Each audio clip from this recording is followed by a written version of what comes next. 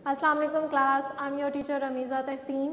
हम लोग first year का चैप्टर नंबर 5 पे हैं, कंप्यूटर आर्किटेक्चर। आज हम लोग कंप्यूटर आर्किटेक्चर का लास्ट वाला पॉइंट देखेंगे, ठीक है। आज हमारा चैप्टर नंबर 5 कंप्लीट हो जाएगा इंशाल्लाह। लास्ट पॉइंट हमारे पास क्या है? लास्ट पॉइंट हमारे पास आ रहा है differentiate between a memory and storage, के मेमोरी और स्टोरेज के अंदर क्या फ़र्क है। आज हम लोग उसको डिफ्रेंशिएट करेंगे। मेमोरी एंड स्टोरेज के मेमोरी और स्टोरेज में क्या डिफरेंस है। तो बेटा जो मेमोरी होती है वो आपके पास छोटी होती है, उसमें स्पेस कम होती है as compare to storage. Memory में आप लोग इंस्ट्रक्शंस को फेच करके लाते हो during the time of the execution. जब आपकी प्रोग्राम की एग्जीक्यूशन चल रही होती है तो उस दौरान जब आपका प्रोग्राम स्टोर होता है वो किस में होता है? मेमोरी में। लेकिन जो परमानेंट स्टोरेज होती है, ठीक है, जहाँ पे एग्जीक्यूशन कंप्लीट हो जाने के बाद उस प्रोग्राम को स्टोर्ड कर दिया जाता है, ठीक है, सेव कर दिया जाता है। वो कहाँ पे सेव किया जाता है? आपकी स्टोरेज में, ठीक है, आपकी मेमोरी में। लाइक आपके रैम है, रोम है, ठीक है, जहाँ पे डाटा सिर्फ एग्जीक्यूशन के दौरान एग्जीक्यूशन के लिए फेच किया जाता है मेमोरी में, ठीक है। जैसे ही उसकी एग्जीक्यूशन कंप्लीट हो जाती है, उसकी वर्किंग कंप्लीट हो जाती है, उसको एक परमानेंट प्लेस पे भेज दिया जाता है जहाँ पे उसको स्टोर करवाया जाता है फ्यूचर यूज़ के लिए। तो वो आपके पास क्या होती है? वो आपके पास स्टोरेज होती है। तो अब हम देखते हैं कि मेमोरी में क्या है। मेमोरी आपके पास जो होती है वो वोलेटाइल होती है, ठीक है। Memory is volatile.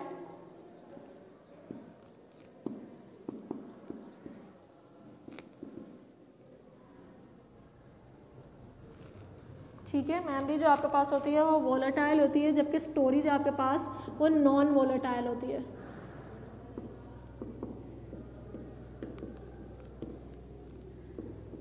अब वोलेटाइल और नॉन वोलेटाइल का क्या मतलब होता है? वोलेटाइल का मतलब है, चलो इसको डिस्कस कर लेते हैं कि टर्म वोलेटाइल हमारे पास क्या होती है। वोलेटाइल को, इसको मेमोरी को वोलेटाइल क्यों कहा जाता है? क्योंकि इसमें डाटा जो होता है वो टेम्परेरी बेसिस के लिए होता है। जैसे ही हमारा सिस्टम बंद होता है तो मेमोरी के अंदर जो डाटा होता है वो लॉस्ट हो जाता है, ठीक है। वोलेटाइल क्यों कहा जाता है? Data is lost when system is turned off. जैसे ही हमारा system due to a shortage of electricity या कोई भी रीज़न है, जैसे ही हमारा सिस्टम बंद होता है तो मेमोरी के अंदर जितना भी डाटा होता है वो लॉस्ट हो जाता है। दैट्स वाई उसको क्या कहा जाता है? इसको वोलेटाइल कहा जाता है। वोलेटाइल का मतलब ये है कि जैसे ही सिस्टम बंद हुआ आपकी जितना भी डाटा था वो आपका लॉस्ट हो गया। तो मेमोरी में हमारा डाटा टेम्परेरी बेसिस के लिए होता है, इसलिए इसको वोलेटाइल कहते हैं कि जैसे ही सिस्टम बंद होता है, टर्न्ड ऑफ होता है, हमारा जो डाटा होता है वो लॉस्ट हो जाता है। लेकिन जो आपकी स्टोरेज होती है वो नॉन वोलेटाइल होती है। उसको नॉन वोलेटाइल क्यों कहा जाता है? क्योंकि उसमें डाटा हमारा परमानेंट बेसिस के लिए स्टोर्ड होता है। अगर मेरा सिस्टम बंद भी हो जाता तो मेरा डाटा लॉस्ट नहीं होता। When system is turned of, data automatically saved. मेरा जो डाटा होता है वो ऑटोमेटिकली सेव्ड हो जाता है, वो लॉस्ट नहीं होता, ठीक है। तो मेमोरी में वोलेटाइल और नॉन वोलेटाइल का कॉन्सेप्ट क्लियर हो गया होगा कि मेमोरी को वोलेटाइल इसलिए कहते हैं कि इसमें डाटा लॉस्ट हो जाता है जैसे ही सिस्टम टर्न्ड ऑफ होता है। लेकिन जो आपकी स्टोरेज होती है वो परमानेंट बेसिस पे डाटा को स्टोर करती है। उसका जो स्टोरेज होती है वो नॉन वोलेटाइल होती है कि अगर सिस्टम बंद भी हो जाता है, मेरा सिस्टम टर्न्ड ऑफ भी हो जाता है, तो मेरा डाटा क्या है? वो ऑटोमेटिकली सेव हो जाएगा। आपकी जो मेमोरी होती है वो फास्ट होती है, ठीक है। मेमोरी आपके पास क्या है? फास्टर देन स्टोरेज, ठीक है। इसमें हम लोग डाटा जल्दी से असेस कर सकते हैं। लेकिन जो आपकी स्टोरेज होती है वो स्लोअर होती है देन मेमोरी। मेमोरी की निस्बत जो आपकी स्टोरेज होती है वो स्लो होती है, ठीक है। अब उसके बाद जो आपकी मेमोरी होती है वो एक्सपेंसिव होती है as compare to storage. Memory क्या है? एक्सपेंसिव है एज कंपेयर टू स्टोरेज। लेकिन जो आपकी स्टोरेज है वो आपकी क्या है? इनएक्सपेंसिव है एज कंपेयर टू मेमोरी। आपकी स्टोरेज इनएक्सपेंसिव है। उसके बाद क्या है भाई, program are copied in a memory for, memory के अंदर प्रोग्राम एग्जीक्यूशन के लिए लाया जाता है। Program copied in memory for execution, कि एग्जीक्यूशन के लिए प्रोग्राम को मेमोरी के अंदर लोड किया जाता है। लेकिन जो स्टोरेज होती है, ठीक है, प्रोग्राम आप stored in storage for distribution